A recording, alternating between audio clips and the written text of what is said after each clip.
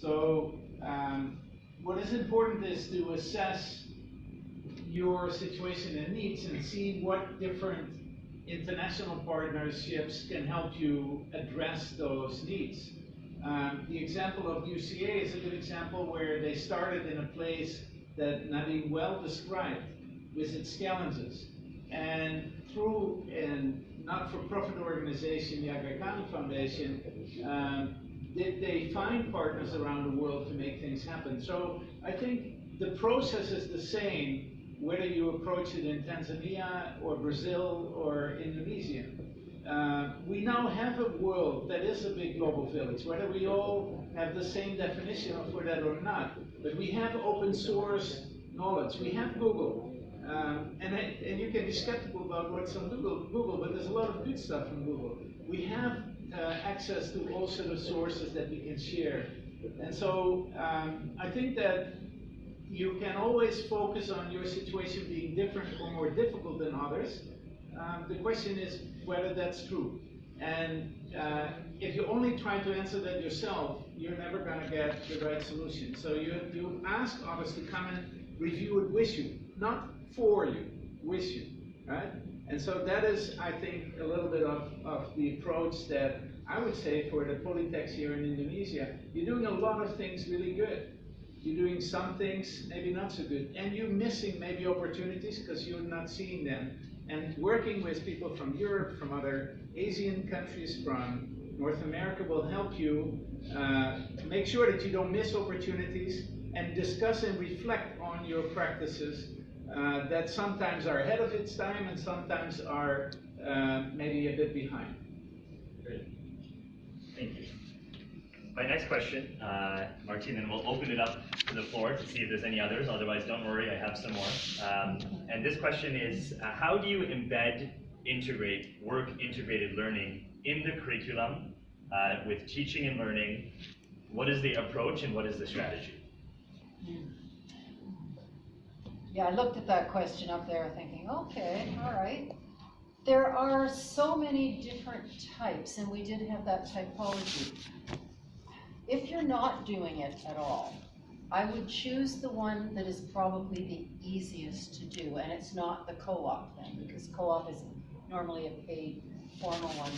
I would go for some kind of flexible course-based activity where perhaps students go out and spend a few hours a week. It could be in a health program,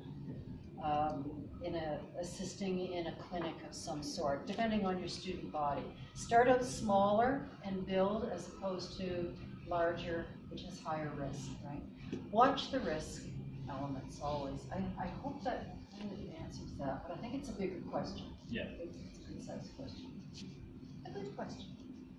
Yeah, if it's not, and I don't have names on everyone, but if you feel that you still want more answer to your questions, feel free to ask it in a different way. But I'm going to open it up. So we have 2 microphones. If you have some specific questions, please ask them. Otherwise, I do have some of your questions written down. Yes, you just take the mic. Yeah, my question is, what is the impact of leadership skill toward the institutional performance? And also, what is the management skill impact on the achieving goals? Respond through the time. Thank you.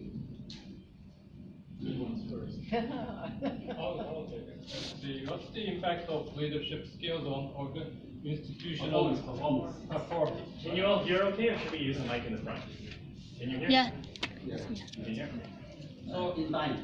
in time, yes. What sort of leadership effect on the achievement of the institutional performance? Let's say if we want to be world class, Right. And how the impact of leadership skill toward the time. Okay.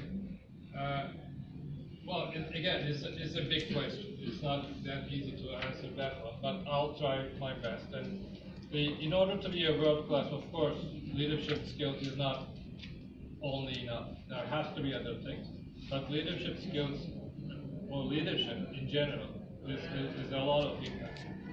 I would suggest that the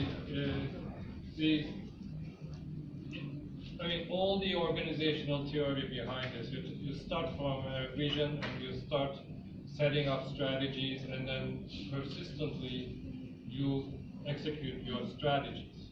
So what I would say is that the organizations who focus on a target and moving forward towards a target, actually eventually they become successful. So if you set yourself a target and a strategy to achieve that, you will be successful.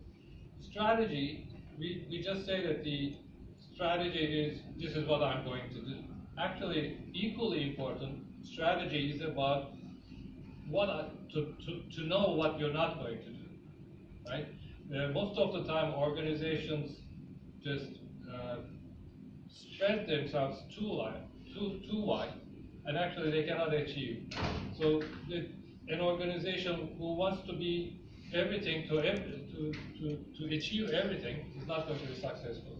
If you set up, for instance, strategy-wise, I will give you an example from Seneca. We decided to be a strong college in technology, starting from information technology, going advanced manufacturing, industry 4 type of activities.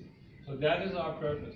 And within that purpose, we are actually focusing our efforts and resources towards that target. And eventually we are known as a strong technology college, and we're going to be more and more, in the future, we're going to be more successful and we're going to be known more about that. So I think that answers the question, but if not, please let me know. Related to time. How long time? Yeah. Well, it all depends on the objective. What you want to achieve, sometimes it will be closer, sometimes it's going to be longer. But the normal strategic period for the objective is 3 to 5 years, in my opinion. So if you set yourself a target that that's what I'm going to be in 3 years, and then you should be working against that. And if it is 5 years, then that will be a longer period. But if you're asking the question that maybe we are showing you that the Seneca and the Canadian college system is very much advanced compared to Indonesia, and how we are going to get there. I don't know the timeline, but you're going to get there. That's the no. Eventually you're going to get there, but I don't know how long it is going to take. It's just a matter of just focusing your effort, setting up targets, and consistently working on it. But eventually it will be there. Maybe I can add to it that I think that what I tried to express this morning too is that the kind of leadership needs to recognize where you are. So if there's a lot of resistance and a lot of traditional thinking, the leadership might have to push a bit more, might have to disrupt a bit more, right?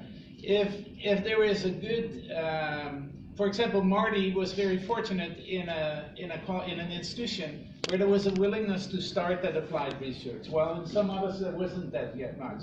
So then your leadership just supports that and keeps it going. But if there's a strong resistance, he wouldn't have needed the leadership that helps her get that achieved, right? So the leadership needs to recognize what is our current status. As Nefsat said, where do we want to go? And what do I need to push? How much do I need to push, or how much do I just need to support the people doing the things they're already doing very well, right? So leadership has to recognize what management and the staff are able to do, and maybe sometimes has to disrupt a bit, maybe sometimes not at all disrupt, because they're going in the right way, right? So a person like me, you bring in sometimes when there is a little bit push needed, but when everything is go well, you keep me out of the room, because things are moving well, right? So that's a kind of leadership balancing, I think, that is necessary. Marty, you want to add anything? I think it's a multifaceted question, so I'll just tackle the leadership competencies. There are many lists that you can find, I think we've got some, on competencies for educational leaders in colleges. I tend to think anybody can be in a leadership position. Sometimes you're tossed into it when you're not quite ready, and you can benefit from some training or some mentorship from another leader. But it's not a personality issue. I think the competencies for good leaders, I see in this room, your academic background, build on it. That's your strength. Not all of our leaders have academic background. I do, therefore I can see the benefits from it. You understand teaching and learning. Many people who are brought into leadership positions who haven't had an academic background will have more trouble getting their faculty on board, may not think of students. They don't think the way faculty do with students. So I think you've got a natural background for leading an institution. So build on that. Identify your own training needs. That's always a question I used to ask in interviews. So what's on your professional development plan this year? And you need to be able to answer that. So that's kind of a know yourself. Hope that helps. Any other questions? Yes. Microphone. Oh, I think my Voice can carry. quite lot. Okay, so this is the question. I'm sorry if during your presentation I will get a little bit noise because I have to communicate with our director and hopefully she will be joined with us in short time.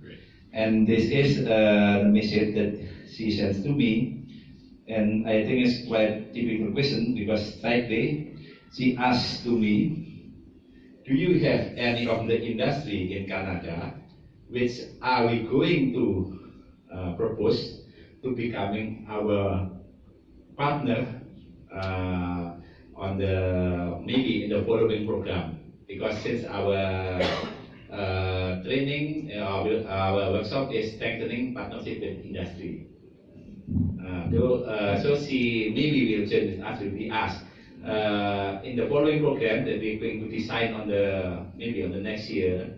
Is Seneca College would be able to facilitate any of this polytechnic to make a partnership with industry in Canada to do any of kind of applied research and so on and like that.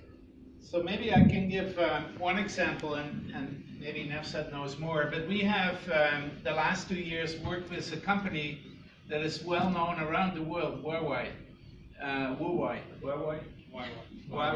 It's a Chinese-based Shenzhen, their headquarters, and they're around the world. Wherever I come, I see somewhere in a building worldwide, right? So they're telecom. We work with them close to where one of our campuses is, and we train people in the company. So it's a contract training deal we have. We just signed with them also in China to do activities. I'm sure they're here in Indonesia. And if we ask them in future training activities to explain whether people come to Canada and explain to your folks why they work with Seneca, that could be part of the training. And maybe sometimes we can do training here and ask the Huawei people to explain why they work with the polytechs and colleges around the world. That could be one example. We work with Siemens. It's a huge company around the world. So we could give many companies as examples that we work with. Okay, thank you. So I think maybe at the end of the workshop, maybe we can ask any of these polytechnic which involved on this workshop what kind of field that they interest, and you will be try to make a connection with any of the industry, and that is could becoming our base to design next program before next year. Okay. Because if we would not make it happen, then our director will be asked, so where is the strengthening of relation with the industry? Actually, we could see as a tangible example. Yeah. Okay. Thank you. Yeah. Thank you. No problem. Other questions? Or can I sneak one of mine in? Okay. So I have a question here, and that question is, some of the polytechnics are in very remote areas across Indonesia. How can those polytechnics manage partnerships effectively when they're so much further from those industry partners' offices or other polytechnics? What are ways that they can be better connected from how this is done in Canada? I'll throw that out open and anyone can tackle that.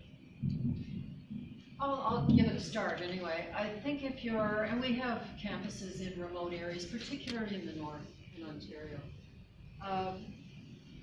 probably developing some kind of relationship or partnership with a larger college and a larger center is the easiest way to make that connection. But if you're in a remote area and it's specialized, now I'll come back to the agricultural one, there may not be the same partnerships available in an urban area because you are discretely agricultural. Other agricultural areas, I'm not sure. You probably have to partner up unless you have a specific company that's in your area that you can start with. Sorry, I'm looking at you because I know you're the agriculture, but probably others. Yeah, there is an example actually in Canada. We have a province called Newfoundland, and there is one college in there. It's a small province, but not very much populated. And there is the College of North Atlantic is a small college. What they did is they partnered with the other bigger colleges. I mean, many times we receive a call from them and tell them they ask us that they have such an opportunity for us to put together a proposal. Could we go together? So they have been extremely active in putting together those partnership contracts. Eventually what happened is now the College of North Atlantic has a campus in Qatar. They run it for the Qatari government, and actually their student population in Qatar is actually larger than their student population is in Newfoundland. So it's just a matter of wanting it and then working on it. And then actually they are also very well developed that many people who work in Qatar or Newfoundland now work with the other colleges because we know that their experience is great. The only thing that I would add to it is, for example, as Seneca and in the past with Niagara, we're building a network. I mentioned to you we have 55 partnerships in 19 countries. Some are very agricultural, strong, based and interested places where we work with. While we in the city of Toronto are less on agriculture. But if you work between